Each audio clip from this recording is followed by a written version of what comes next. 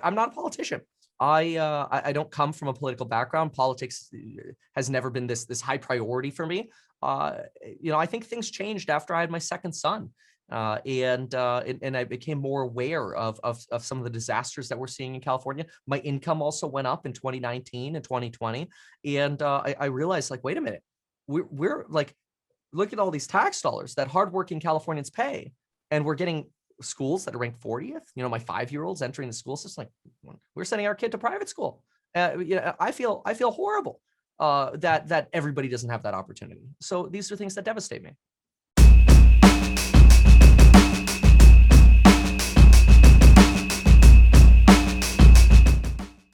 I'm David Lesher. I'm the editor here at Cal Matters. Nice to meet you. I'll serve as the host of our discussion today. And obviously you can see we have a panel of reporters here, and we're going to touch on a lot of the major issues in the state and see what you think about them. I'm excited. Great. And just to introduce everybody real quick, and then we'll get right to questions so we can cover as much ground as we can in the time we have. Just to wave your hand, you guys, Vicki Haddock is our managing editor. Foon Rhee is our political editor. Ben Christopher is our political reporter.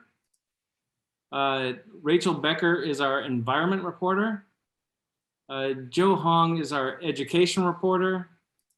Manuela Tobias is our housing reporter. And Ana Ibarra is our health reporter. And Rhonda Lyons is our justice reporter, and she's not here yet, it looks like, but I expect she'll be joining us. I slapped her. Very good. So let's just get straight to it. Ben Christopher, our political reporter, will lead off. Perfect. All right. Well, thanks so much for taking the time. Really appreciate you joining all of us and facing the Zoom firing squad. I love it. So I wanted to start just about sort of the practical aspect of the job, which is if you get elected, you would come to Sacramento as an outsider, I think it's fair to say, someone without elected experience, unless I'm wrong about that. That's correct. And so, looking at the policy platform that you have on your website, eliminating income taxes for people making under $250,000, streamlining building permitting to 2-week period, setting up an entirely new school system that would pay some people to attend, legalizing gambling. I mean, these are all, I think fair to say, fairly controversial proposals, or they could be. And so how do you plan to actually get policy done? I mean, do you work directly with the legislature? Do you pursue executive actions? Do you have sort of a theory of how this would work? Absolutely. So the first thing is, I believe a Democrat replacing Newsom is going to be very important because we have an election coming up in 2022, which means we got to get a lot of work done within 1 year. Unfortunately, for a Republican, I'm concerned that we might see a lame duck governorship over the next year because Democrats might not be wanting to hand a win to anyone that's a Republican before the election. And so I've realized this and realized we have to work very, very fast. I'm not going to get everything done on my list. And so what we've done is we've broken our priorities down into a 1-year plan set and a 5-year plan set. And on our 1-year plan set, we approach this with a 2-step process. Number one, during our 5-week transition period, I come up with, in conjunction with the National Guard, a cabinet, staff, whatever, we come up with the exact execution strategy for our homeless plan, our 80 emergency facilities, mental health, drugs, everything, making sure that nobody's on our streets anymore after 60 days. Then, and of course, these are optional facilities. They're not lockdown facilities. People can go. They just can't sleep on our streets. So that way, medical professionals like ambulances can drop folks off there. Once we solve this, we don't have the homelessness on our streets anymore, we believe every district in California will just have been substantially elevated. Tourism can come back, businesses can stay, blight has been removed. This is going to be very powerful and can be done through executive action. This is very powerful for working with the legislature because in my opinion, it shows, wow, we actually have a leader who's capable of making massive change happen in California. See, I believe that our legislature and the people of California, quite frankly, are very well intentioned with propositions and legislation. But the problem is we tend to have very small patchwork solutions for big problems. And this is why nobody's ever happy in California. The housing the housing advocacy groups aren't happy with the housing affordability groups or whatever, right? We've got all these clashes. And what I believe we need is large plans, large solutions that we can work and negotiate with the legislature. And this is why step 2 is a large infrastructure package where we address housing, our future schools pilot program. We're not going to create new schools. We're not going to take the whole school system the way it exists now and just replace it. We're going to start with a small pilot program in impoverished communities, Black and Hispanic communities. You mentioned gambling. Gambling probably isn't going to be part of the first year project, plan. The income tax change probably won't make it in the first 1-year plan. We got to streamline what we have in California first and deal with housing, homelessness, the long-term causes of homelessness, mental health, drug treatment. Every dollar we invest in drug treatment leads to $3 in reduction of crime. We got to work on community policing. These are the 1-year priorities. Then in the next term, we can focus on some of those bigger plans. And that 1-year priority, is that something, how much of that could you do with the legislature, do you think? I think we can do a lot of it in the first year. So the big priorities in the first year, in addition to what I mentioned, the housing, crime, traffic, and schooling pilot program, the big priorities beyond that, and of course, in addition to the homelessness part, the big priorities beyond those 5 are water and fire. But some of these are going to have to be negotiated a lot at the same time with the federal government as with the legislature. See, with the federal government, we have 4 bones to pick. One, our legal immigration process is a disaster. That's why we only have refugees who come here, because the legal process is mostly a disaster. You either have a lot of money or you get lucky to come here. We've got to change that. And I want California to really be the first state that could have a streamlined immigration process. And we could volunteer California for that. So this is something we can offer the federal government. But in exchange, we need the White House's support on, for example, a trans-state pipeline so we have enough water. We need better fire control with controlled burns on our federal lands within California. And then we want to work with them and have their input as well into our schooling program, because we think our schooling model can be something that can eventually apply to the entire nation. And then we'll also have to talk about small things like if we end the high-speed rail, obviously we'll have to work with the federal government on reapportioning that funding, ideally to our schools. So I realize there are these very multivariate negotiations that need to happen. To me, it all starts with proving we can make big change happen with our homeless strategy, then working with the legislature and the federal government to have a massive action plan for the first year. And so, I mean, it sounds like the first priority is the homeless plan, the 60-day plan, getting anyone who's on the street off the street, setting up these large supportive shelter programs. And that's something that you would do with executive orders, do you think? Yeah, absolutely. That's correct. Expensive. So what would So we've got $12 billion in the budget for homelessness. We want to allocate this to building out vacant office buildings or commercial buildings that we can lease, or abandoned malls or whatever. There are plenty of places we can use. And we want these to be spread throughout California. So that way, if folks who are homeless want to go to the emergency facility, but they don't want to leave their neighborhood, they don't have to. We don't want people to feel like we're rounding them up and we're displacing them. We're trying to provide them centralized service. So that way, it's not just, okay, here are beds, clean clothing, food, support services for mental health and drugs, but you also have an opportunity for nonprofits and businesses who want to help solve the homeless problem, come to these emergency facilities, provide their services to these facilities, because the homeless folks are there. That's one of the problems we have right now with our nonprofit community, is we don't actually have a centralized place where all the homeless folks are. So in LA, we see people are handing out cell phones to homeless folks. That's not working. In San Francisco, we see projects where the city is spending $5,000 a month per person, per tent for a homeless person. There's no scale to this. It's very, very expensive. Newsom wants to rent motels for $3,000 a month. It's stupid. It's a waste of money. So, okay, somebody has a roof over their head, but what about the mental health support? What about the drug support? What about the education support? A lot of problems.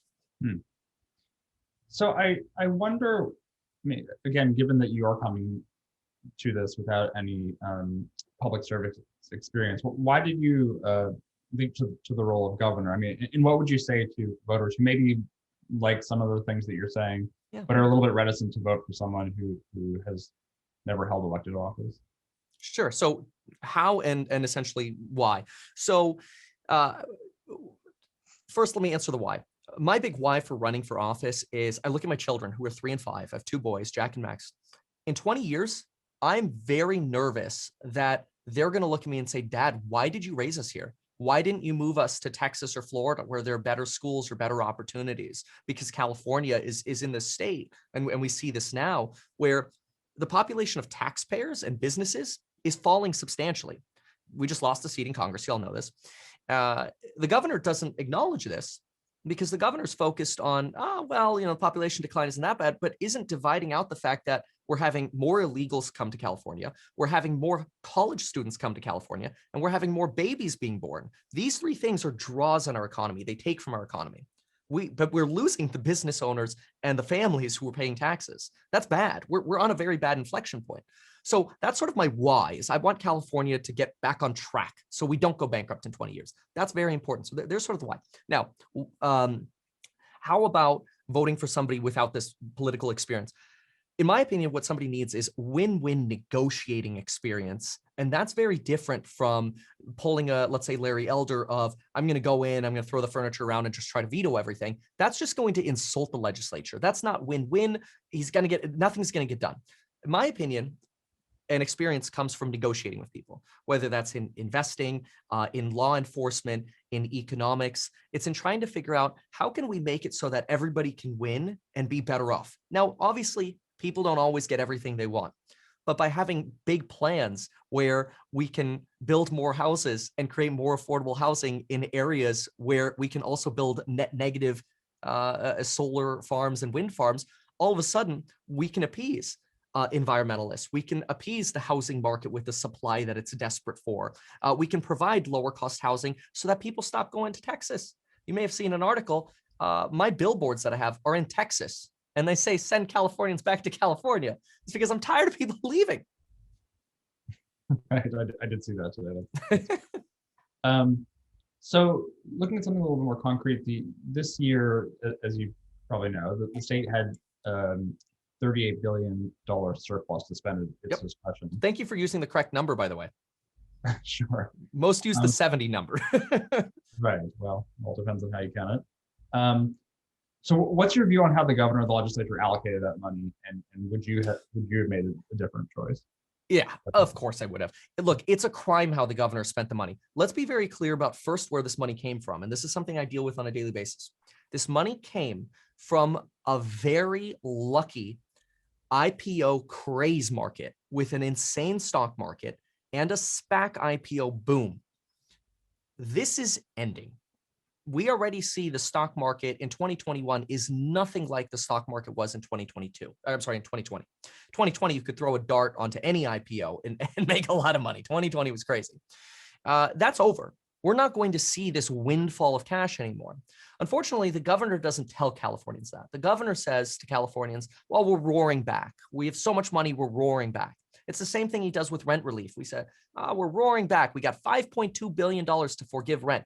He doesn't tell Californians that $4.8 billion of that, or 92% of that, actually came from the federal government, from Donald Trump's stimulus plan with $600 stimulus check and the $1,400 stimulus check plan from Biden. He doesn't tell Californians that. So maybe he doesn't even know it. I mean, I'm sure he's got to know it, but he's certainly not telling folks. But now he's branding this as well, California is doing so well. This money's never going to stop. Let's use that money and now give back by forgiving traffic tickets and handing out money. This is a massive mistake, in my opinion. We could have used that money to start working on our water crisis, so we don't have to have a governor that says, hey, looks like you're going to have to take shorter showers and our farms are going to stay brown. We could have used that money to, rather than overstating our fire prevention efforts by 690%, actually do what the governor said he was going to do and start working on preventing forest fires. Because if you look around, we've had some of the worst fires ever in the last 3 years. I think 7 out of the last 10 or 7 out of the worst 10 wildfires in California's history have been within the last 3 years. It's unfortunate that we have a governor that is more interested in himself or consolidating power in his office. Look at SB 7 as a perfect example. It's supposed to accelerate housing efficiency and just consolidates $15 million developer projects into his office. It's a crime when you read the bill. I'm sure you're all familiar with it. But look, I'm very frustrated.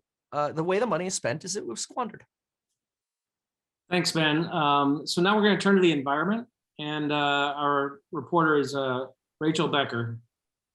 Hi, thank you for joining us today. As we know, California is facing a number of serious environmental issues, some of which you've mentioned already. So I'm looking forward to hearing your thoughts. And first off, I kind of want to talk about your approach to governing, which you talked about with Ben a little. I'm wondering how you envision executive orders as kind of part of your political arsenal when it comes to the environment. Governor Newsom has issued a number of them, including phasing out the sale of gas-powered cars, new gas-powered cars over the next 15 years, and mandating an end to fracking permits by 2024. So what happens to these orders if you take office, and what are some of the other orders you're thinking of issuing, right off the bat? Thank you, Rachel, for that. So I want Californians to know that my goal isn't to come into office and start undoing a bunch of executive orders. I think that's a really bad precedent. It's confusing. It's bad. We know that executive actions are sometimes just words on paper. We've seen that with the federal government. Executive actions don't necessarily, or executive orders don't necessarily mandate our agencies to perform a certain way. We see this almost as like, we'd like you to, but you don't have to. And so there's a reality that executive actions are not the best way to govern. They tend to be more patchwork. They tend to be solutions or suggestions is the way I look at executive actions, having studied the federal government at least, and what we've seen with Newsom. So I want to be very clear. I will not end these executive actions like the 2035 gas phase out or the 2024 fracking phase out. I won't end those. I won't change these. But what I will do is work specifically with the legislature on making sure that we have common sense environmental solutions. And so I'm going to give you a very specific example. It frustrates me that we have a lot of resentment for peaker plants, which obviously burn a lot of natural gas. And we know that a lot of these peaker plants have very old, not efficient machinery in them.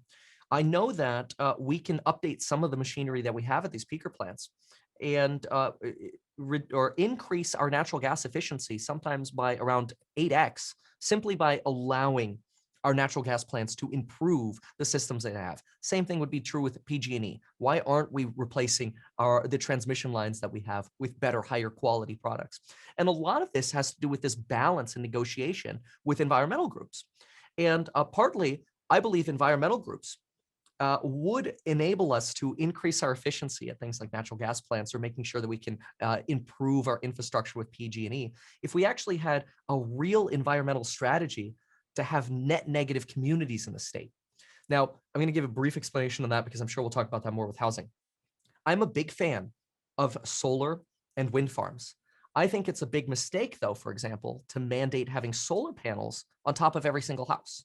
Because from an economics point of view, it doesn't make sense for somebody who has a $50 electricity bill who's in a tier 1, a super cheap tier, to have solar panels on their house. It's very expensive. We got to get permits. People got to go on a roof. They got to run conduit for inverters. It's a lot of work. That effort could be revised to where instead of maybe putting 5 or 10 solar panels on a roof, a developer could contribute to a solar farm, spend the same money and put 20 to 50 solar panels into a solar field somewhere, to where we're actually having better environmental change. But we've got to have those big ideas in order to really, I think, benefit environmental change. Otherwise, we're going to keep doing these patchwork solutions. They're not going to do anything. Like we want to eliminate gas-powered vehicles by 2035. Why aren't we getting started on hydrogen infrastructure? How are we going to have hybrid battery electric and hydrogen cars if we don't have the infrastructure? Nobody's going to manufacture them because nobody's going to buy them. What's your plan for accelerating the adoption of hydrogen infrastructure, for instance? The government has a really unique opportunity to do something that no business can do and I'm a big person, I'm a big believer in the market, but the government in hydrogen has an opportunity to do something that businesses can't do, and that is create hydrogen infrastructure by taking whatever government vehicles that we have and creating the demand for hydrogen with the government. So that way, perhaps all of our CAL FIRE trucks or whatever our infrastructure trucks, our Department of Transportation trucks, whatever. How can we convert these to hydrogen? Now we have tens of thousands of trucks on our roads using hydrogen. Now we need hydrogen infrastructure. We need hydrogen gas stations. Now the free market can enter and provide these gas stations as we transition. They build as we build, obviously. Why hydrogen over electric? Well, I mean, hydrogen, generally what you do is you do battery electric and hydrogen. You would do a hybrid model. So usually hydrogen is much more cost effective for trucks. So freight, larger infrastructure vehicles, not so good for individual vehicles, commuter vehicles, efficiency wise. Hydrogen is also very quick to fuel. It's very lightweight. We can manufacture hydrogen off our coast and bring it in very inexpensively, but we don't have the infrastructure. So businesses aren't incentivized to produce hydrogen vehicles because there are no hydrogen gas stations. But we can do that as the government. So I really like that for helping make these 2035 realities happen. But look, an executive order is not going to do that. You got to do that with the legislature. So you've mentioned a couple of the consequences of climate change, right? We're seeing worsening wildfires, dangerous heat waves. We talked about drought. So how much of a threat do you think climate change poses to California, and what are you prepared to do to address it? Yeah, I think climate change is a huge issue. We've got to know that there are obviously cycles to climate change. We are in a warming cycle. Humans, with our carbon output, accelerate this cycle. So we affect climate change. We know this. This is studied. And so I think it's a high priority for us to minimize our impact on the climate and do whatever we can to prioritize this. But we've got to do so in logical ways. So, for example, it seems illogical that we won't allow efficiency improvements to natural gas plants when that would help us alleviate some of the damage to climate change. I understand that we want to transition to go all green, but we're not there yet. Let's give an example here, a concrete example. If I wanted to build a new power plant today, which we have 1,500 power plants in California, if I wanted to build a new power plant today, it would cost me $770 million to build it with natural gas. It cost me about 1.1 to do it with solar, it cost me about 1.3 to do it with wind, and batteries are still entirely unaffordable. They close to 5 or 6x the cost of renewables. So batteries are still very expensive, utility scale. We're not there yet, where we're at cost parity to where we can be 100% green, but we could do a lot to incentivize green in California. I think one of the things that we can actually do is, now that we've got a lot of crypto mining leaving California, we can do what folks like Cathie Wood and Square say, and use crypto mining, invite them to California, use them as an opportunity to Trojan horse the building of more energy infrastructure like solar and wind farms. Thanks very much, Rachel. Thank you. Yeah, our next topic is health, and we're going to move to Ana Ibarra, our health reporter. Thanks so much for taking the time. So let me start with a question about vaccines. You said you're all for vaccines, you're all for masks, but you don't think statewide mandates are necessary, although it sounds like you wouldn't stand in the way of local mandates. So just wondering if you can clarify for people watching, what about the recent requirements for health workers, state employees, and teachers? Would you keep those in place, or would you roll those back? Every mandate that's in place that is not a lockdown, but either a vaccine or mask mandate that's in place the day I take office will stay in place. My promise is that I'm not undoing things that California has decided. I want to improve, not unwind. So I make it very clear that if businesses have vaccine or mask mandates, or communities or unions or departments in government, those stay. I'm all for that, but I'm for them deciding that. I believe in the vaccines. I encourage people to get vaccinated, but I would actually focus my push as governor onto ventilation and HEPA filtration requirements for businesses, and better masking, better quality masking. Because right now, I think mostly people are misled. They feel they're safe when they wear a mask or when they're vaccinated. We now know that we can spread COVID when we're vaccinated, yet the masks we use are usually 20% effective. We should be wearing N95s. So what would you do that hasn't been done to increase vaccination in the state at this point? Oh gosh, well, I think one of the first things that we should really do is the state should, look, I come from social media.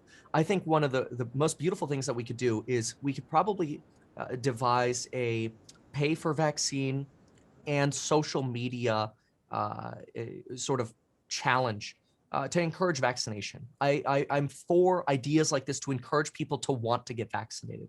I'm not for trying to make people feel like their liberties are being taken away, especially at this point where we don't yet have FDA approval. We have EUA approval, right? Now, I know some folks say, I mean, come on, Kevin, the EUA, that's good enough. But I think we're not at the state yet where we could just statewide say that's it, vaccine mandates are required. I think that time will come, though. I think in the future, COVID vaccines will be statewide mandatory, just like polio for schools or measles or mumps, rubella, right? That time will come. But for right now, the focus is challenges, encouraging vaccination, better education, and we got to undo what the CDC is doing with N95 masking. Right now, if you type in CDC masking into Google, they do not recommend folks wear N95s because they say they want to preserve that supply for healthcare workers. We have plenty of supply. 3M and Honeywell have made plenty of N95s. We should be shipping N95s to people. I would be open to doing that. Rather than sending stimulus checks or forgiving traffic tickets, I would rather send people, each household, N95s. Like, please throw away your Etsy mask. Or you know what, put the N95 on, and then you want to put the pretty mask on, fine. Put it on over. But please wear an N95. So you mentioned ventilation and filtration mandates on your website. I was wondering if Yes. you can talk a bit about what exactly you mean by that, and who would that apply to, and how would that be any different than what Cal OSHA already has in place for employers? Yeah, so Cal OSHA has ventilation filtration requirements in place, usually in like factories or places where we have exposure to like dust or asbestos, things like that. I'm literally talking about mandates for the public. So for example, we know that COVID clouds in churches, in restaurants, in schools can really lead to mass infections and super spreader events. We don't see that same issue outside. Outdoors, we don't have that same issue. And Delta has become a little bit more severe, but proper filtration is one of the reasons why we're able to operate flights, because air circulates every 3 minutes in the flights. These are 99.9% effective HEPA filters that can capture particles that carry the COVID virus. And this to me is something that potentially, if we go into a COVID winter here, should be mandated for even restaurants or bars. Hey, you can stay open, but we need 3 or 4 commercial HEPA filters throughout your restaurant to reduce the potential of COVID cloud building. That, excuse me, it's lingering cough. That way, instead of lockdowns, we are cleaning the air with proper masking education. And I think we can substantially, science shows, we can substantially reduce COVID transmission with those 2 things. We don't need lockdowns. So would you consider like I know you said no to mandates, but it sounds like maybe some type of masking mandate wouldn't be out of... Not out of the question. It's not out of the question. I don't believe statewide vaccine. So I'll be very, very clear. I'm not going to remove any mandates that exist when I get into office. I am open to masking mandates coming from the governor's office, though that's not a priority right now. My bigger priority is first making sure people use better masks, but I definitely would consider ventilation and filtration requirements in exchange for not having lockdowns. So just changing a little bit here before I run out of time, in your 1-year plan on your website, I didn't see anything about healthcare other than COVID-19 related points, but we know that in California, healthcare access, healthcare affordability continue to be top concern for many people. So I'm curious what your thoughts on efforts like expanding Medi-Cal access to undocumented immigrants and the single payer bill that the legislature will take up again, will probably take up again next year. What are your thoughts on those efforts? And do you have any plans to expand on this or dive into healthcare access and affordability? Yeah, absolutely. My 20-part plan doesn't include specifically looking at the items that you mentioned, because I'm focused heavily on trying to get folks off of Medi-Cal by helping them outgrow the need for poverty support services, which includes welfare, Medi-Cal, and other services. So I want to make sure, first of all, people aren't dying on our streets with homelessness, people aren't being over-criminalized, and that we're solving our crime issue, and that we're dealing with our water and fire crisis. These are massive issues. Healthcare is a massive issue as well. But I believe first, we want to elevate the education and capabilities of our citizens, because our unemployment rate is stuck right now. We're at somewhere around 7.7%. We're substantially higher than the country. And the reason is we have a workforce that has been displaced from careers that they might never get back. And so we really need almost this retooling and this opportunity for folks to get paid, to get educated. And then you become a nurse, a programmer, or whatever. you can buy any health insurance you want because you're not on poverty style programs anymore. I also want to see undocumented individuals have the opportunity to go to these schools and then come out of these schools documented. So if you're undocumented and you want the opportunity to get paid to get an education and a career, we want undocumented folks to have that opportunity as well. But at the end of the process, we want them to be a taxpayer. Good. Thank you, Anna. So education is our next topic, and Joe Hong is our education reporter. Hi, thanks for being here. You've already sort of touched upon this, but your big education idea is future schools. And I'm curious, how can more sort of practical career training programs help Black and Brown students as well as students from low income backgrounds in particular? Great question. Thank you for that. I'm quickly just going to borrow like 10 seconds just to say healthcare would also be a priority after, like open to negotiating on healthcare and incorporating that into future plans. It's just not part of my first sort of foray, my first 1-year plan, right? But I'm open to negotiating these things. So hopefully I fully answered the questions. I hope we'll have time at the end to maybe fill in other questions y'all have if I missed anything. But okay, so Black, Brown communities. Yeah, look, here's the thing. We have impoverished communities that have led to this call for why don't we have school choice? Why can't we go to the schools we want? The problem is our schools aren't good. We're ranked 40th in the country. People having the choice to go to schools and then having to commute further makes no sense when the schools aren't like the schools we have right now aren't the solution to the problems we have. And so what I want to do with my future schools is I want to start our pilot programs in the most impoverished communities that we have, specifically Black and Brown communities, which are statistically twice as likely to be in poverty than our white or Asian communities. And so we want to start our future schools here. And we believe that folks getting into these schools will allow them the opportunity to become an architect, a real estate agent, a business owner, an engineer, a computer programmer, whatever, to where now we're taking folks who are either working on the street, they're working for minimum wage, they don't have skills after high school, they didn't have money to go to college. Now these folks actually have an opportunity because they can provide value to the free market and get paid appropriately for that. And now what happens? They're not doing crime. They're not on social programs, and they're able to build their own wealth. But what's your plan to close the achievement gap in more basic academic skills like reading and math? Yeah, well, so I personally believe a lot of the gaps that we have are the issue of generation after generation of these disparities and not having government step in with solutions for these problems. I believe my future school solves that. I believe my future schools will allow Black and Brown communities to finally catch up to what white and Asian communities already have. And that's because a lot of financial education is taught in white and Asian communities at home. And you don't have that in Black and Brown communities, which then de-emphasizes the importance of schooling, because schooling then doesn't become associated with actually making money. Schooling becomes associated with, I got to be here and I just, I'm going to get my minimum wage job at 18. It's almost like you have this despair mindset, in my opinion, in Hispanic and Black communities, because what's the point? You're going to graduate at 18. You're not going to be able to get anything but a minimum wage job anyway.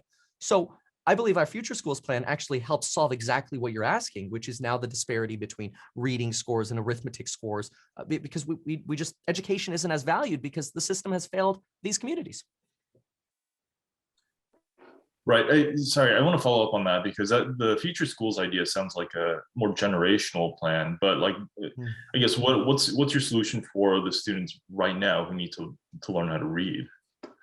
Yeah, absolutely. It's I appreciate your question because you're the first person to have asked me this question. Excuse me. What you're asking me is very important. I don't have a specific answer for that, but I'm open to finding a solution for that. And I think the best way to do that would actually be in negotiation with our future schools, with the teachers unions. And I don't mean to keep going back to that, but for our future schools to work, we're going to have to negotiate with the teachers unions.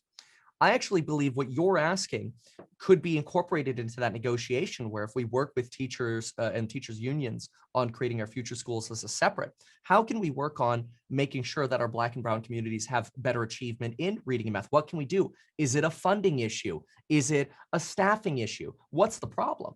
Let's get to the bottom. Let's get to the first principles problem and find that first principle solution and then solve that. So I appreciate you bringing this to my attention because it's not something I had considered separately from the future schools, and I think it should be. And so, in light of the Delta variant, what role do you think the state or the governor's office should play in ensuring a safe school reopening this year? I wonder, do you think vaccines and masks should be mandated for all eligible students and staff? I'm a big fan of vaccines for everybody. I wish my 3 and 5-year-old could get vaccines right now. I wish that. We're just not at that level yet. So it's too soon, obviously, to have any kind of vaccine mandates for schools because they're just not eligible. But let me answer the question as if they were. I'd be open to encouraging local school districts to require proper masking, proper ventilation and filtration, and vaccination. I probably would defer to, and this has been my plan, I've been consistent with this, I would rely on the individual school boards to decide, do we want to impose mask and vaccine mandates? And if they decide to do that, I would support them.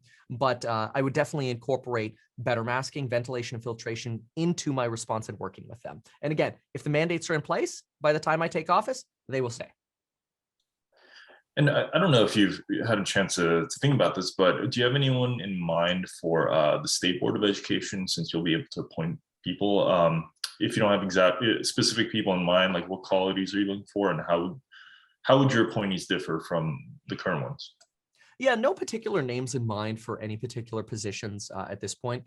But what I'm looking for are folks who share the same mindset of what can we do to improve our school system? How can we go from being ranked 40th in schools to ranked #1 in schools?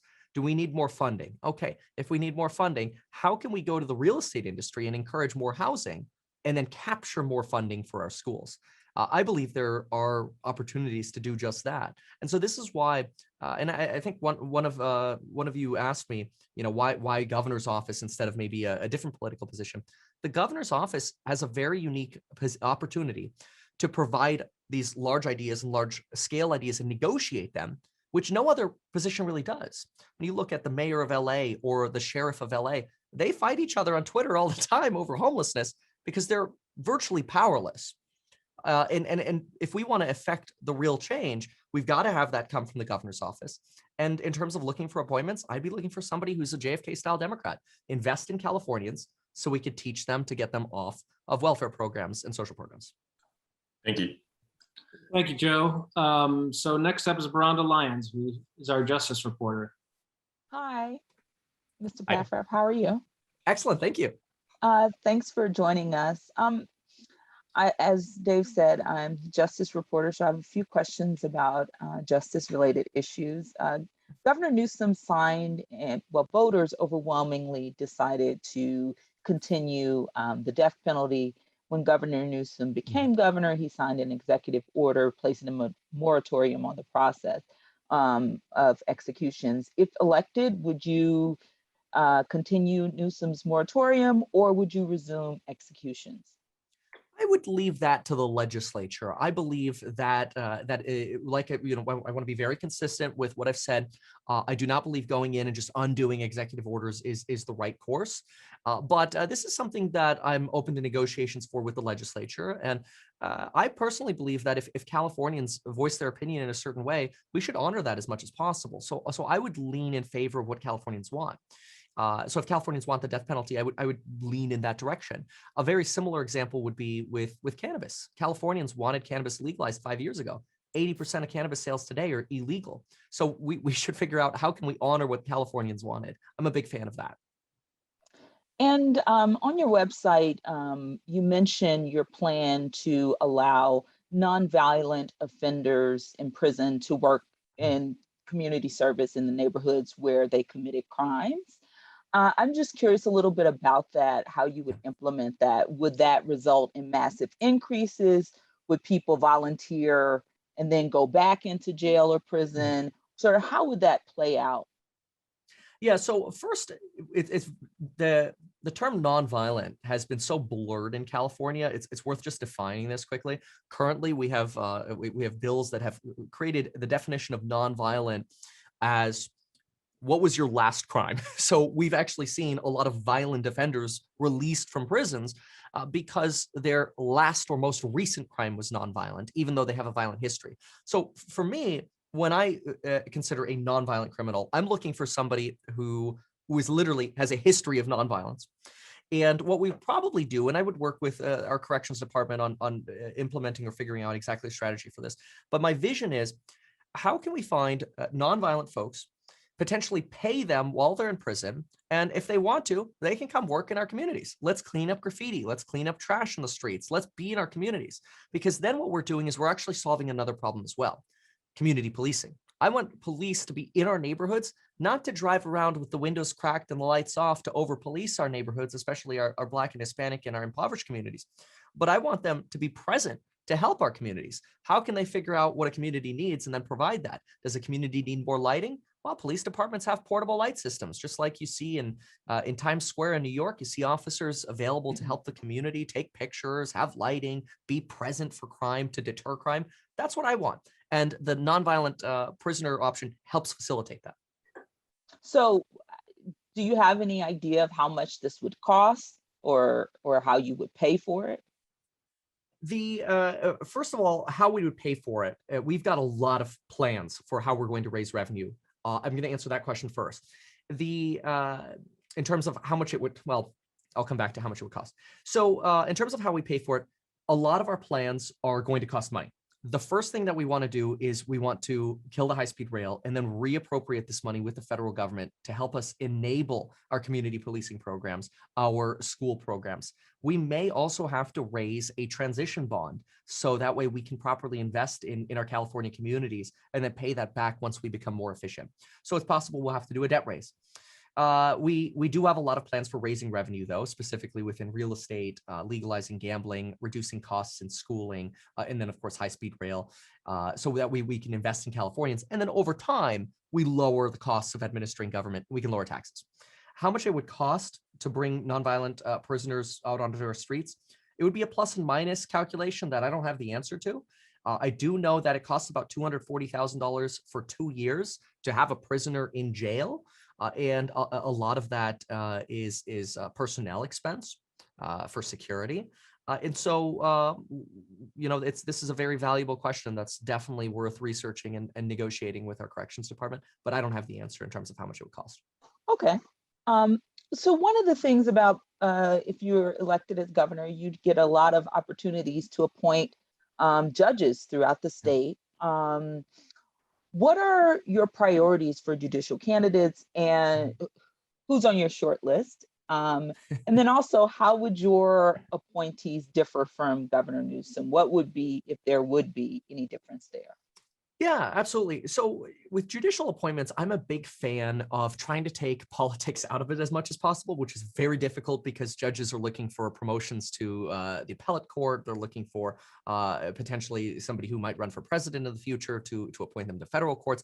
There are a lot of these political motivations in judicial nominations. I'm a big fan of removing myself from all of those because I don't want to be a career politician. I'm interested in being in California, to serve California for 5 years and then leave. So what would I look for in terms of appointments? I would look for folks who are common sense style, JFK style, middle of the road judges, folks who aren't trying to, for example, rewrite the law by taking my favorite example is CEQA, rewrite the law through case law and apply CEQA to things that shouldn't be applied to.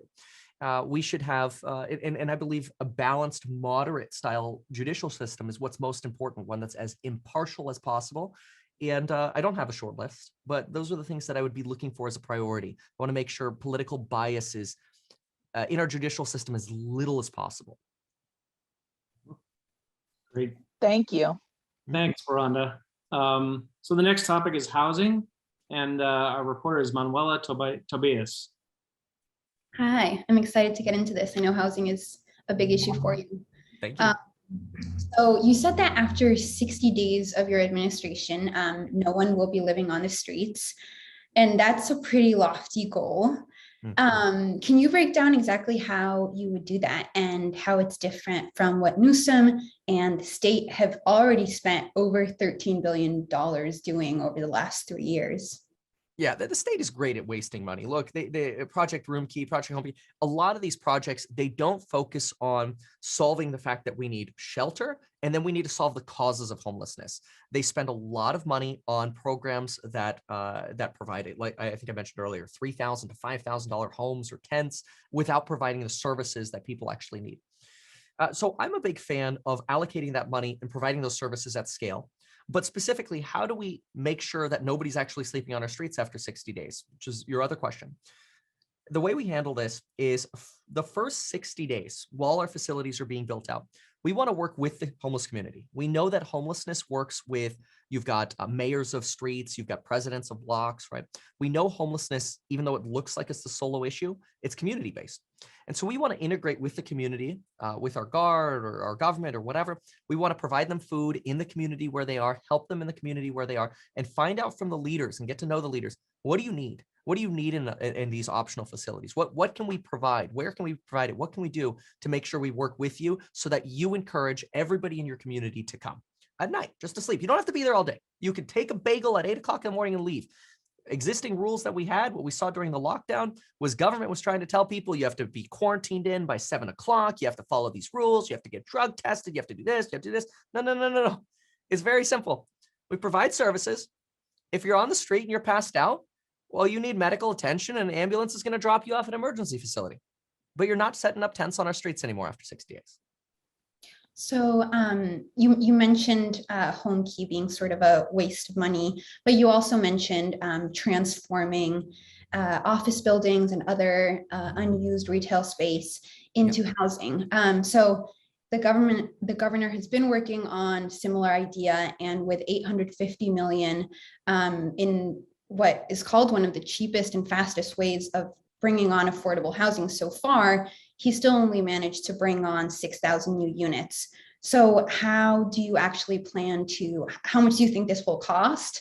And how do you, expect to actually get that done? Yeah, absolutely. So my vision is totally different than Gavin Newsom. So I'm going to pull up Javits Center COVID. Okay. So my vision is having much more of a facility that looks a lot like this. I'm going to pull up this picture here. There we go. Which is very different from what Governor Newsom does. One sec. Let me go over here. There we go. So these are, this is the Javits Center, where the National Guard was able to build 3,000 of these sort of individual sleeping cots in 3 weeks. Emergency style facility. This is what we want to do. Something that's very clean, it's organized, it's safe. People have services. They're not sleeping on our streets. These, we want to bring the cost to this down to 15 to certainly under $20 per day per person. Ideally under 15, closer to $10 per day. And that would be 3 cafeteria style meals. That would be services coordinated with our nonprofits or mental health professionals, whatever. We want to bring this cost down substantially. Governor Newsom has only managed to get 6,000 units, as you mentioned, for this recent program, because he's trying to find hotel rooms to convert and give people homes. That's not what we're doing. We're not providing homes. We're providing shelter. So my plan is very different, and we can implement scale much better in my plan. And that's why he's struggling, because government shouldn't be in the business of providing people homes. It should be in the business of providing people necessities and a social safety net. Right. So you bring up this tension between the shelter and housing debate. And as we've seen with New York, where similar to what you're proposing, if there's shelter available, people need to enter it. That has turned out to be a pretty costly model.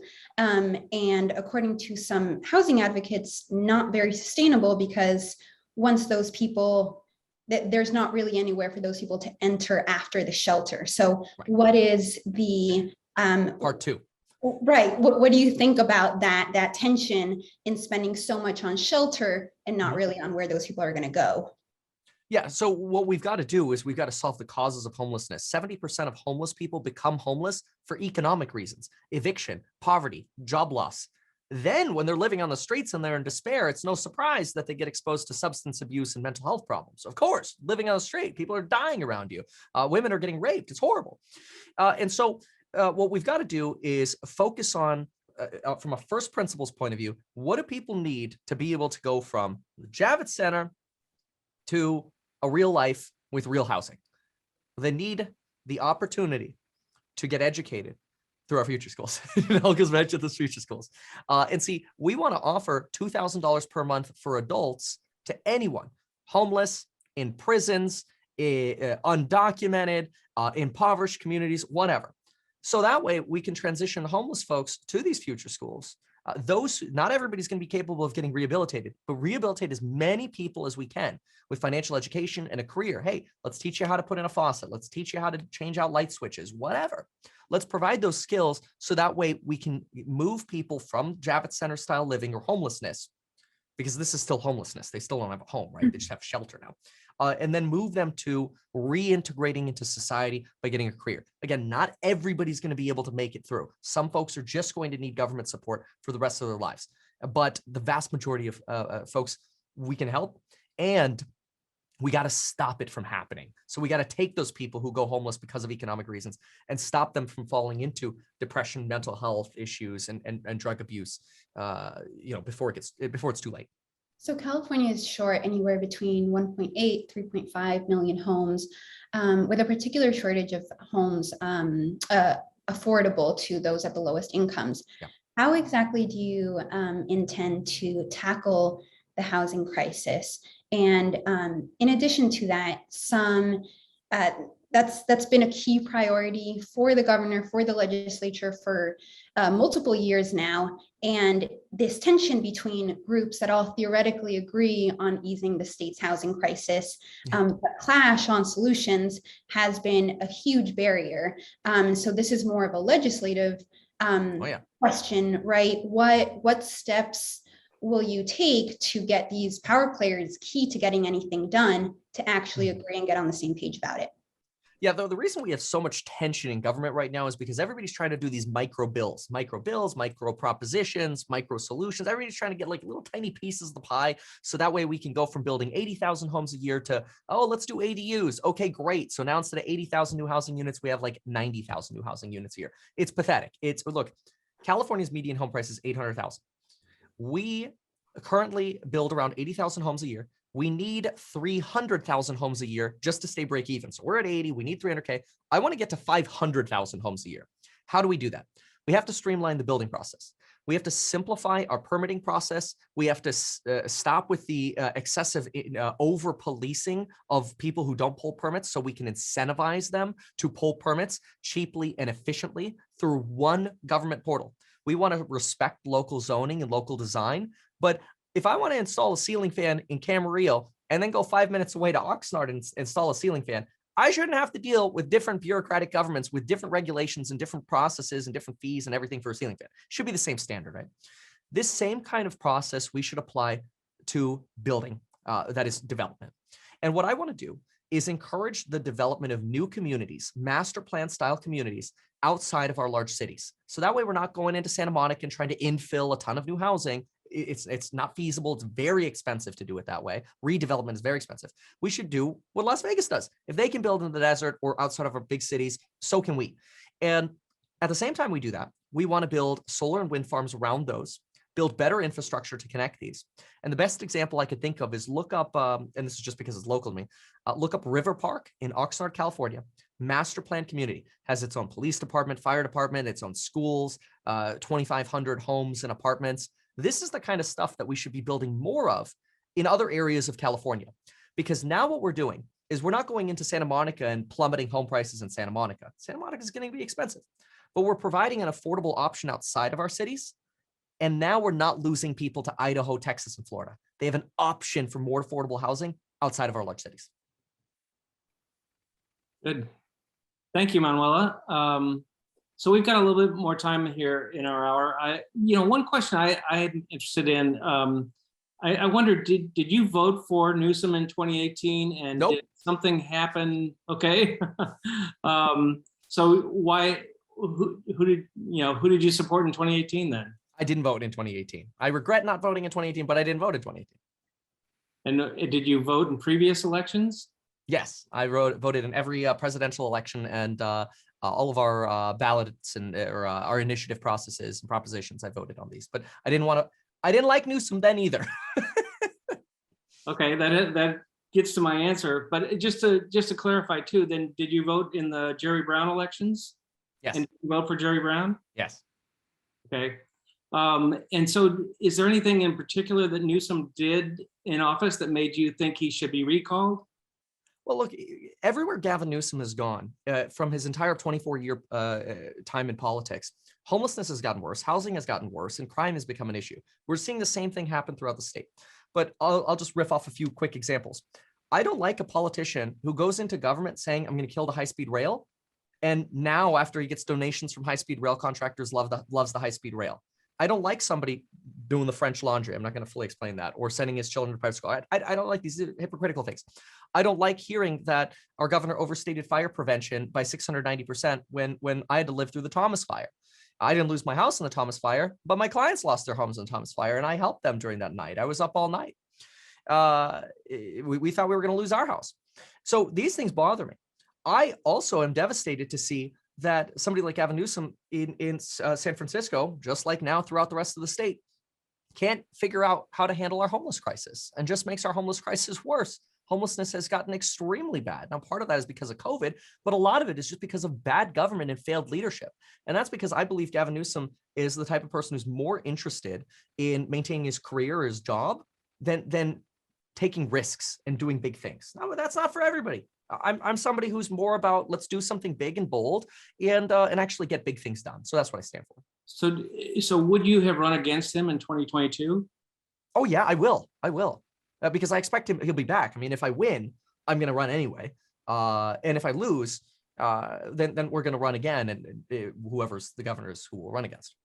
And just so I'm clear, what was the reason for not voting in 2018? I have no idea, other than I don't like Gavin Newsom. I wasn't motivated in the election.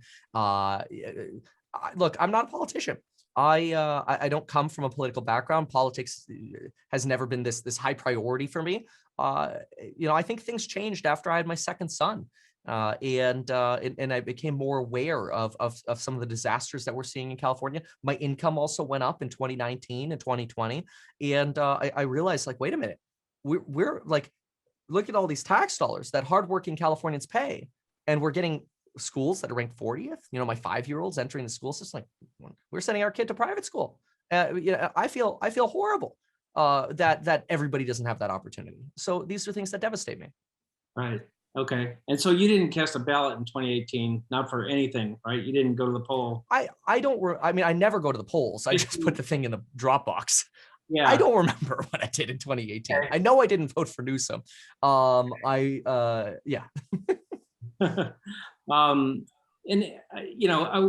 me open it up and see if anybody else has any follow-up questions. Anybody? Sure. I have questions unless someone else wants to go. Please riff them off. Yeah. And I have time too. I don't want you to think I have to leave. I have until 4:30 is what they told me. So. Oh, good. Okay. We'll take a little longer, but sure. Thank you for the time. Yeah. So, this is kind of related to today's question, just about your voting and your political identity. And this is a little bit broader, but that's right. Why are you a Democrat? Yeah. So first of all, I think I'm a JFK style Democrat, which JFK is an idol for me. He had a New Frontier plan, and the New Frontier plan was all about investing in Californians. Actually, I was asked about healthcare. JFK was big into healthcare, so maybe we should incorporate some big bold healthcare plans, but which I'm totally open to. It's just not part of our plan right now. JFK was big into investing in Americans with healthcare and education, schooling. The New Frontier plan. We have just our version is the future schools and future whatever, and then lowering taxes. And so we're a big fan of that. We love this model. We think this is what a Democrat should be. We don't think that Democrats should be defined by the far left things that we see now, and we don't think that Republicans should be defined by the far right things that we see and hear about in the media. Where I'm a big fan of in the middle. What's something that maybe makes me more left? I'm socially pretty left. I believe in gay rights. I believe in a women's right to choice. I believe in paying the government actually providing schooling and paying people, right? $2,000 per month to go to school is a liberal idea. It's a progressive idea, right? So. And just to follow up on the voting, I mean, so you said you didn't vote for Newsom. Did you vote in the 2020 presidential election? I did. I voted for Biden. Okay. Did you vote for Biden in the primary as well? I didn't. I have not participated in primaries. Oh, okay, gotcha. And why not? I don't know. I just told you, like, politics. Like, look, I want you to know where my interest in running came from. My ideas have been something that, as a community member, as a law enforcement explorer and volunteer, as a political science major, my ideas have evolved with the help of the community and my belief as to how government should operate, and they've evolved over the last, whatever, since I was in high school. But I never, I didn't participate in as many things as I should have. Looking back, it is what it is. I will going forward, but it just wasn't. It wasn't a priority of mine. And I look back and I think that was a mistake. But look, I voted in the presidential elections. I voted on propositions. I tried to be as educated as possible while balancing that with work and family and other priorities. Sorry, you mentioned, can you talk a little bit about your experience with policing explorers, and also what is your philosophy on guns in California? Yeah, great question. So, excuse me. So on policing, policing has taught me a lot because I see where racial tensions can come from, because I believe there is systemic racism. I believe that there is racism in policing. For example, we're not allowed to profile people, but vehicles can be profiled. So it's no surprise that Blacks and Hispanics disproportionately get pulled over, and it's bad. And so there's a lot of work to do with addressing these issues. But I specifically want to answer the main question, I think, which was on guns, and then correct me if I missed anything. But my position on guns is such that I believe California, like the Second Amendment is maybe over here on my screen. California is like way over there out the door. And research that we've studied has found that gun violence is very complicated. Gun violence is caused by combinations of economic issues, mental health issues, despair, unhappiness or unsatisfaction in the way government operates. There are a lot of things that lead to gun violence. And it's a problem. We got to solve those issues. Like, I personally think we should have mental health education in all of our schools by mandate, just like we have PE. We have PE, we should have ME. That way we can reduce the stigmatization of the mental health crisis that we have. Nobody thinks it's weird when somebody says, I'm going to go to the gym. But if you say, I'm going to go to a therapist, you get weird looks. And so it's really bad. So my opinion is that a lot of of our gun violence issues come from broader issues that need to be solved, and those need to be prioritized. Again, mental health, economic, education, the way government functions. That's what I believe for gun violence. Now, gun rights. So gun rights, I personally believe that we should move slightly towards more gun rights. Specifically for concealed carry permits, I believe that folks who are trained in guns should have the right to carry if they're trained and they've passed background checks. I'm for these sorts of screenings, but I think California's gone a little too far with being anti those sorts of rights. I also, when it comes to gun control, studies show every time we negotiate gun controls, gun sales go through the roof. People illegally bring guns in. Everybody tries to go buy high capacity magazines before bans or assault rifles. So I think a lot of the ways we're trying to solve gun violence in California are not the correct way to actually solve gun violence. I hope that helps answer. Do you have a concealed carry? Are you a permit owner?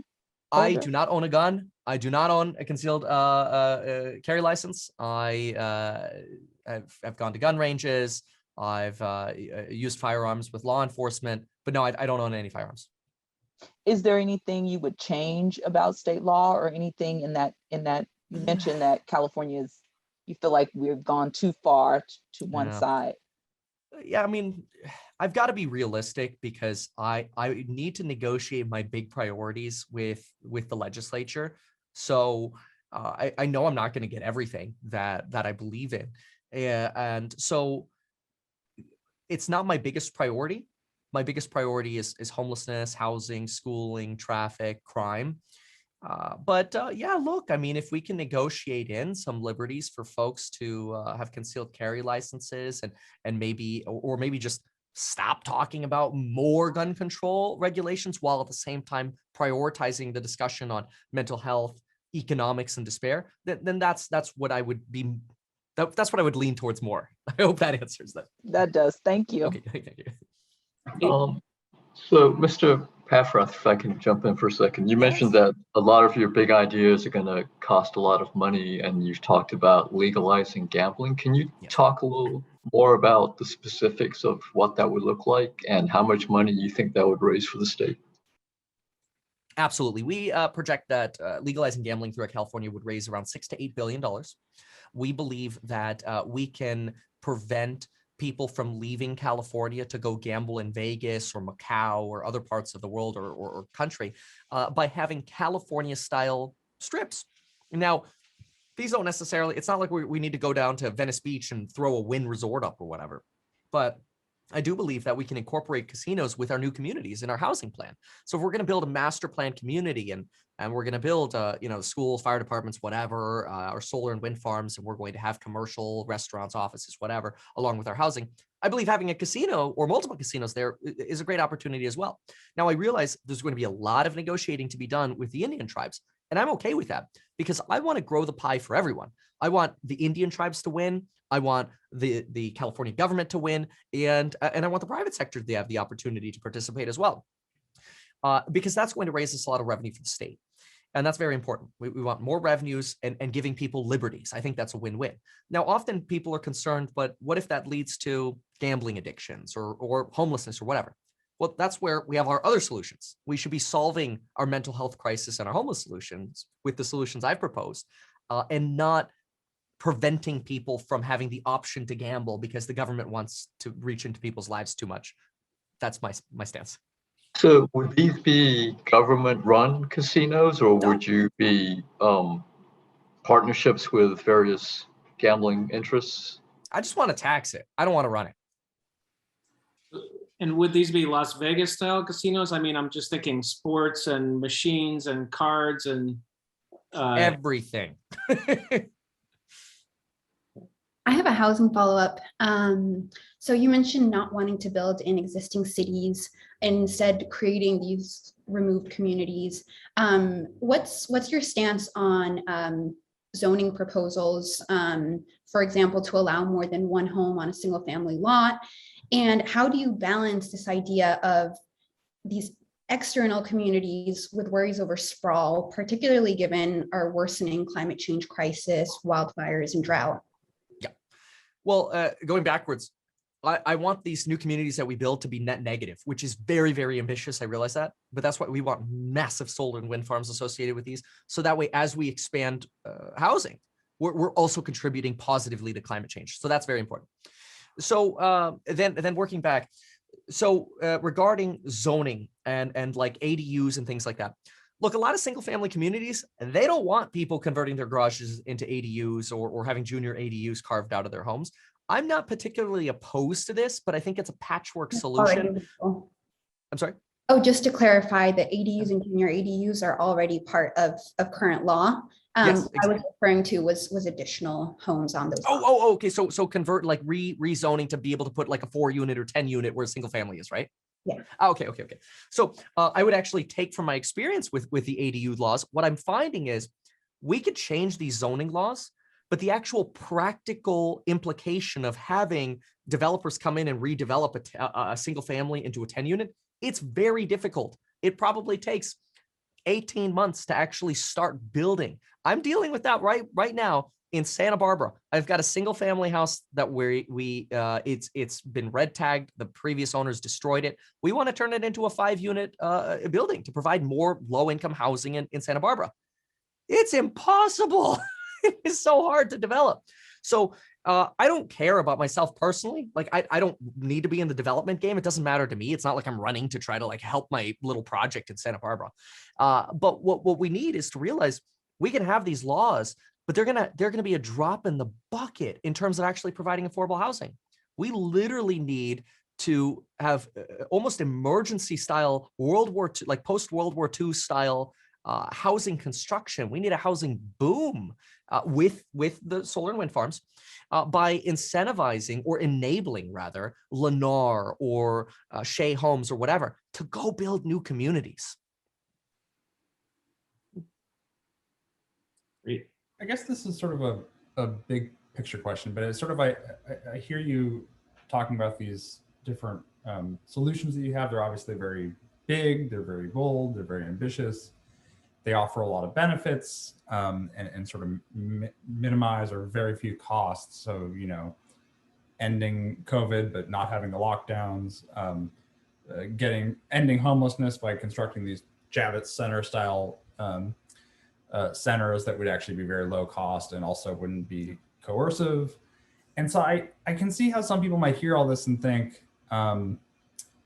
that that's unrealistic, that if it was that easy to solve these systemic, massive statewide problems that have been in the state's DNA for so long, that someone would have done it already.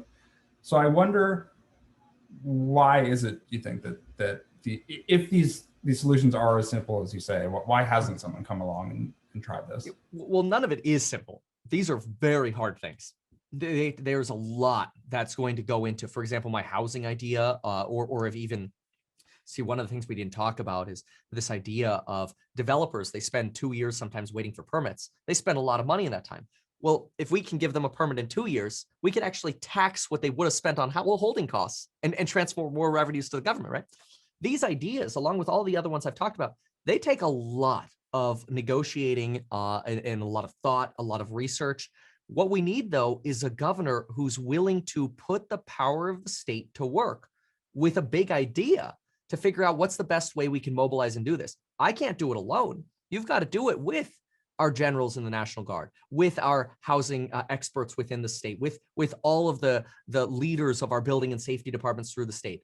We just got to have somebody who's willing to bring all of the correct minds together with a good vision, who's actually going to prioritize doing it. Because look, there's no reason we can't do it. We have the money.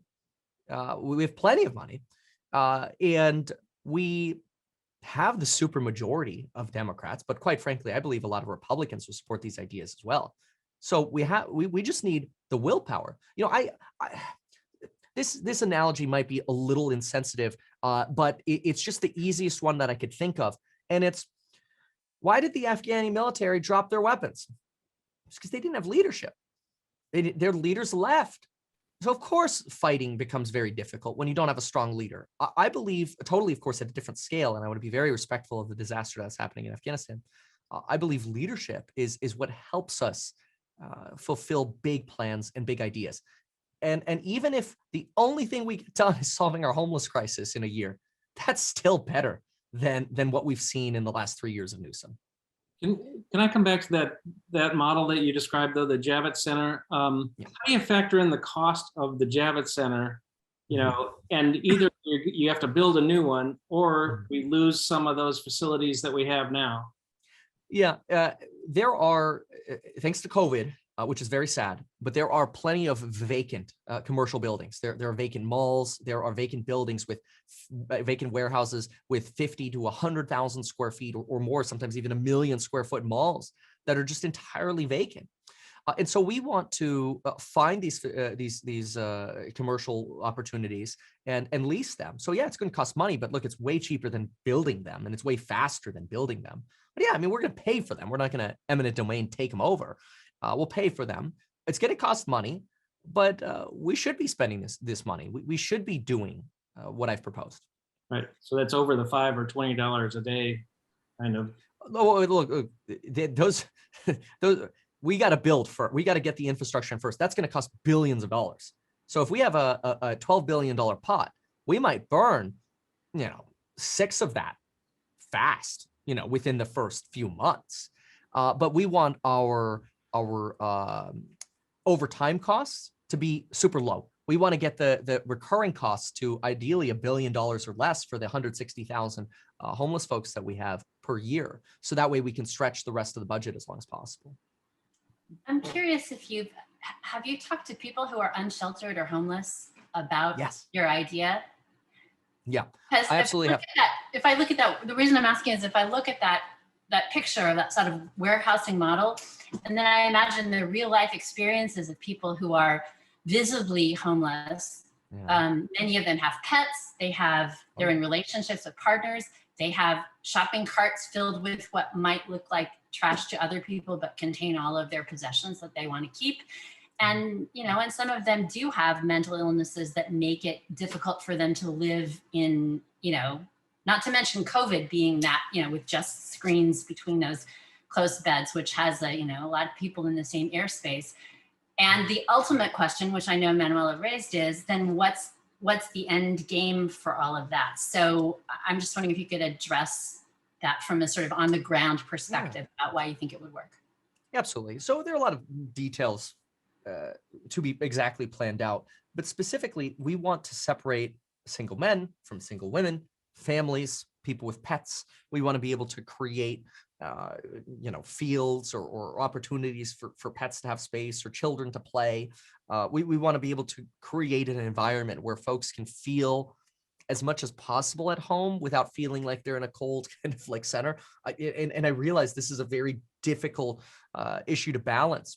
The size of these is to be determined. There are a lot of people who have a lot of things, like you mentioned, and we want to be able to respect that so that they have a safe place where they can leave their things. And they don't have to be there all day long. Like I said, they're not getting locked down there. But we want to accommodate our homeless community as much as possible.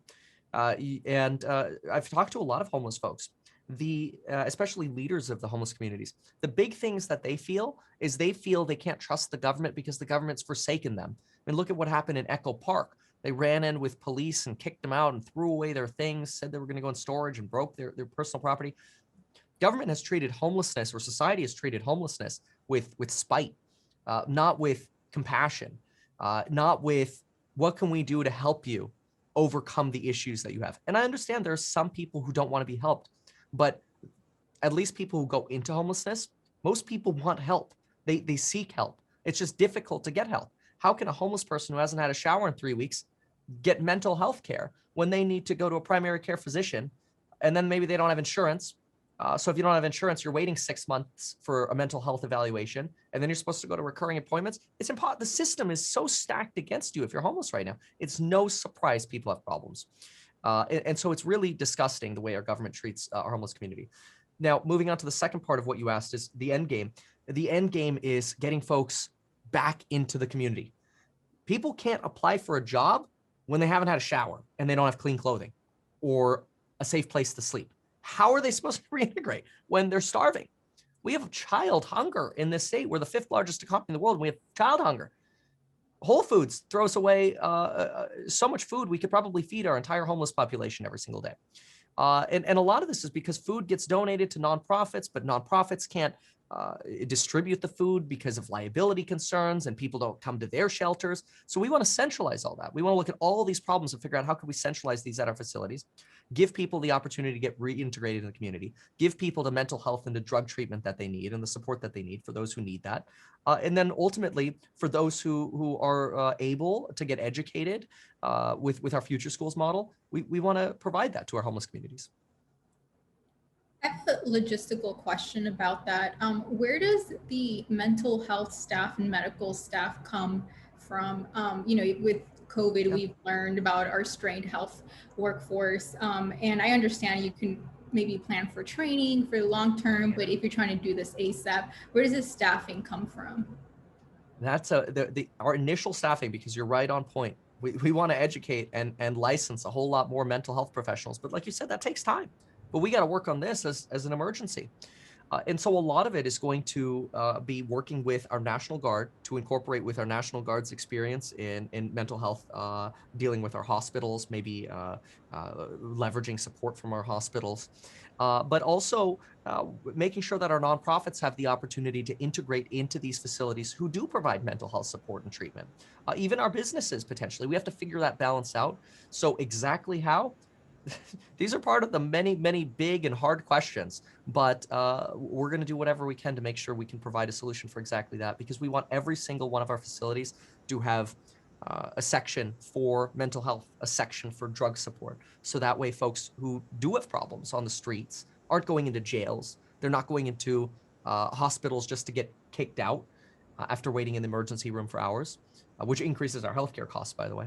But they actually have an opportunity to get real treatment. We want the emergency facilities to be that opportunity. You mentioned not wanting to alienate people, but also mandating that they do enter some sort of shelter and not stay on the street. How do you balance those two priorities? And that sounds a lot like what Kevin Faulconer has proposed. How do you sort of differentiate those two models? Yeah, I don't study the other candidates' models that much. I get a lot of messages that a lot of candidates read my plan and then start riffing off some of their favorite parts from my plan, which I'm not trying to compliment myself on that, but I keep hearing that people keep sending me messages. Oh, Larry Elder's talking about your plan on TV again. I'm like, he always gets the Fox News airtime. But aside from that, okay, so how do we deal with this mandate issue? So the simplest way to explain it is that we don't really care where people go, just as long as they're not sleeping on our streets. We're not removing homeless from our community. They can be in our community, they can hang out in our community, they can be at the beach, they can do whatever they want. They just can't lie down on the floor and sleep overnight. You know, if somebody goes, takes a nap during the day or whatever, I don't care. But look, our parks close. I can't go into my park and go sleep in the middle of the night because the parks are closed. We get kicked out. With the exception of certain areas where homelessness has been enabled. Although homelessness has really become so ubiquitous, it's almost everywhere now. And so we know that sleeping on the street is against the law. We have case law that says it's against the law to sleep on the street. And we need to enforce that by providing a shelter, which we are. And so if somebody passes out on the street and they need medical attention, then if necessary, an ambulance can take them to an emergency facility. Here you go. You want food? You want some clothing? What do you want? Take what you want. If they leave and say, I don't want to be here, and they walk out, that's fine. Don't go sleep on the street because you're going to end up right back here. So yeah, there's going to be a little bit of an evaluation as to exactly how to strategically plan this out. But the rule is no sleeping on the street. But we're not throwing people in jails. If somebody is threatening to kill themselves or hurt somebody else, well, then they probably need to go to a hospital and get checked in. So, Mr. Paffrath, you mentioned that before we started this conversation, you issued yet another challenge on a debate with money attached to it. Why is it so important for you to be in a debate with these other candidates who you say are riffing off your plans? And would you actually pay $1 million to a charity if Larry Elder accepted your challenge? I absolutely would. And we could wire the money right away. So that for everybody else who's watching who doesn't know, I posted a new challenge on Twitter where I challenged Larry Elder to a 2-hour live debate sometime within the next 10 days. And I will donate $1 million to a charity of his choice. The reason I believe this is so important is because I believe Californians deserve transparency. Californians deserve to hear from their candidates. This is why I do daily live streams on my channel, specifically for Governor AMA. Ask me anything. And I believe that, and this is why we're doing 8 meetups, 1 tonight in Los Angeles. We got 4 tomorrow and 3 more on Sunday. We want to integrate with the community, and we want to give people an opportunity to speak with somebody who could potentially be leading them. And I want to hear their concerns, and I want to hear what's important to them, and I want to give people answers. And so I think it's disgraceful when Governor Newsom does a campaign rally and he only tells select media organizations, oh, I'm going to be at Manny's in San Francisco. Don't tell anyone. This is embargoed until we go live or whatever. I think that's a disgrace. I think it's a disgrace that Politico has to go on Twitter to complain about Larry Elder constantly canceling their one-on-ones. I think it's a disgrace when Caitlyn Jenner says, I don't want to go to the debates. It's ridiculous. It's un-American and it's wrong. And so I put my money where my mouth is. Good. Well, thanks. Any other questions, anybody? Well, thank you very much for your time. It's been a very good discussion. Much appreciated. And like we have recorded this, it'll be posted on our voter guide. We'll see what happens on September 14th. To learn more about the recall election and more on candidates' views, check out our recall voter guide on calmatters.org.